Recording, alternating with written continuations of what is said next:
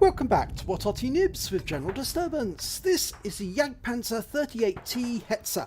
It's a German Tier 4 tank destroyer and it's located on the north spawn of Himmelsdorf and it's under the command of Gojonnogo. Now he's in platoon with two teammates, Roach 9000 and Blesavi Pimpek. They're in the Hetzer and the Matilda right next door.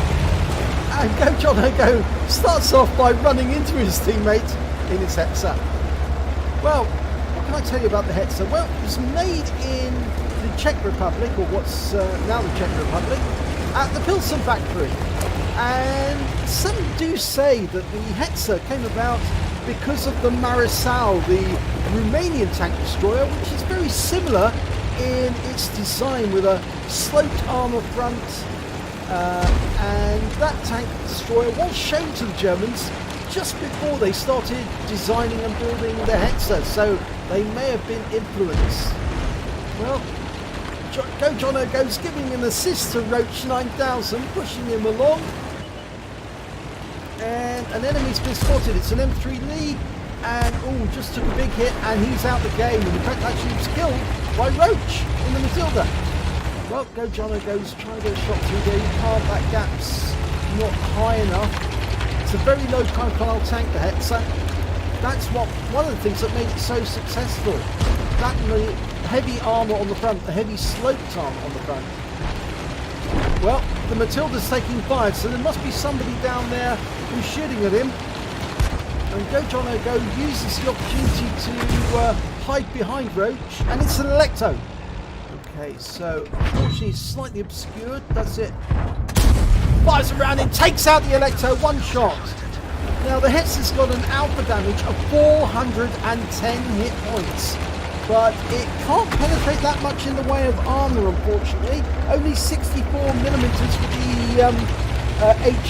the armour piercing round and 53mm with an HE round, and he is firing HE at the moment. There's a 105 FH 18B2, the VP La Pew Pew, and that Arty round just angled in and took out Roach.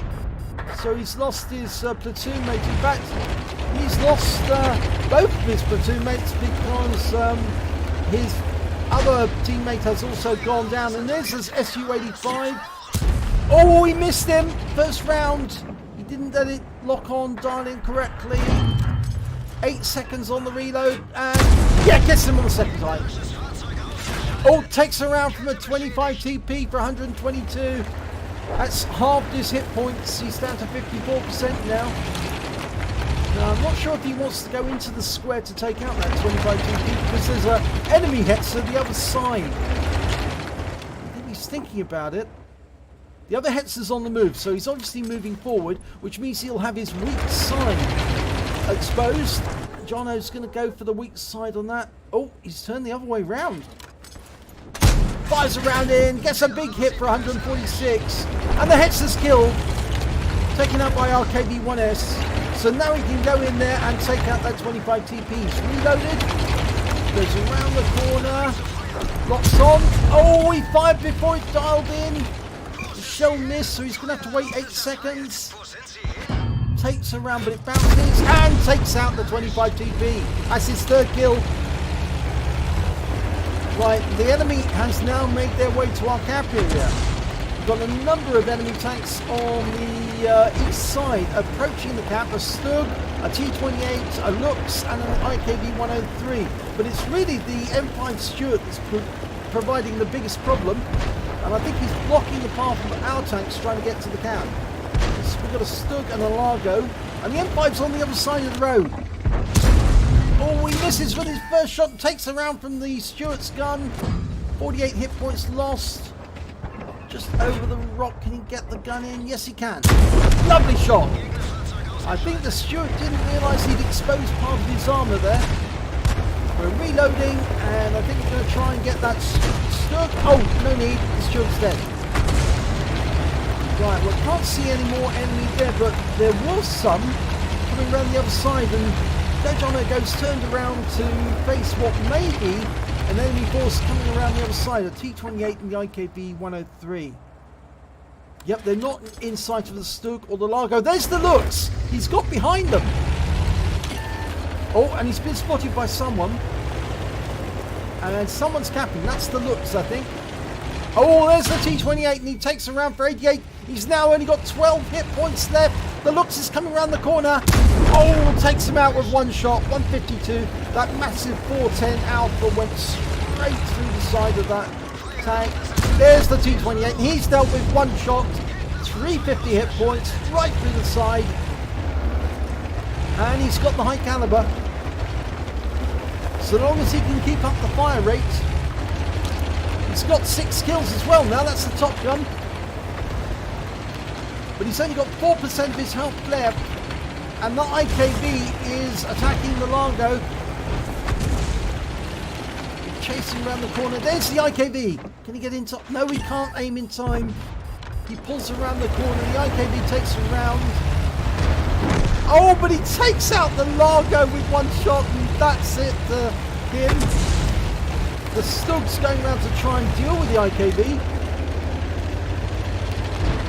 Oh my god, the Stug's been killed by the IKV as well. So it's just the IKV and 2 Arty, one of which is a 105 FH18V2, the other's the SU5. And we've got our VP over in the railway yards. And I think we're heading the opposite direction because I believe that Gojonnogo thinks the IKV has driven around the other side. We know how deadly that IKV can be because he just took out the Largo and the Stug. Comes through the... Oh, beautiful shot! He only had 5 hit points left, but he fired through the lamppost, took out the IKV. Gojonnogo stays still long enough for it to go unspotted. So the Arty won't know which direction he's coming from, but the problem is he's now up against the 105 FH18V2. And of course that's got a 105mm gun much like himself, but the only problem is that he's got a much better view range. The VP can see up to 390 meters and Gojonnogo can only see, well, his view range is 260, so obviously the VP's going to see Gojonnogo coming long before he sees the VP. And there's the SU5. Can he get a shot? Yes. Oh, the SU5 fires but misses. And he claims his 8th kill together Radley Walters. But he was seen, so he's going to have to go unspotted. We don't know where that enemy VP is. Last seen at the bottom of the railway yards in the south. I think that's where Gojonnogo's headed. He's got 1 HE round left. Now the AP rounds on the Hetzer are capable of doing considerable damage. You can do 350 hit points of damage with either the AP or the heat rounds, and that will be enough to deal with a VP because they've only got 280 hit points. But the only problem is we do not know where that VP is.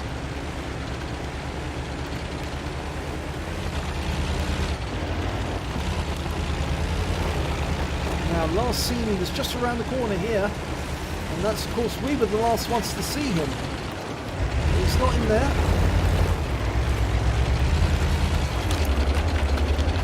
Now, our VP was at the other end of the railway yard, so he couldn't have travelled that far north without being spotted by our own VP. But he's having a quick check just in case he was hiding behind the house. Nope, not there.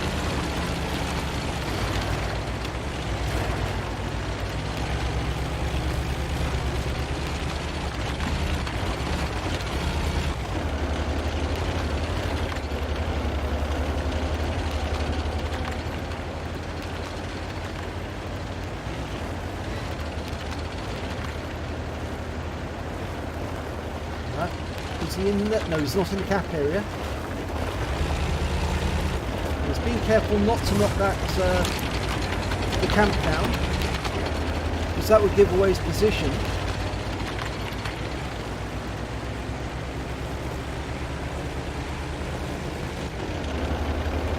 Just having a quick check, looking around all the time, all the likely hiding places that the VP might have gone. But remember, he's only got 12 hit points left, so if he does encounter the Fifi, he's got to try and get his first kill shot in straight away. And our Fifi is now capping. So we've got 1 minute 35 seconds to find the enemy Fifi. It's going to take us a time to climb up to the top of the hill. And it is possible that he was up on top of the hill. He went up here. It's much more likely he would have gone along the banana. But if so, he probably would have reached our cap by now. Oh, it's painfully slow to get up the hill. 15 kilometers an hour. And I do hope the BP uncaps so we can continue the search, because you get more XP if you kill all of the enemy team than if you just kill 14 of them and leave the last one to cap out.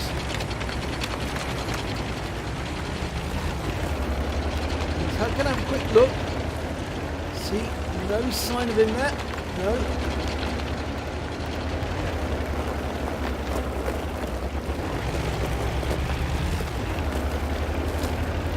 I think he doesn't want the BP to cap, and it's almost completed now. There's only 18 seconds. He's saying leave the cap.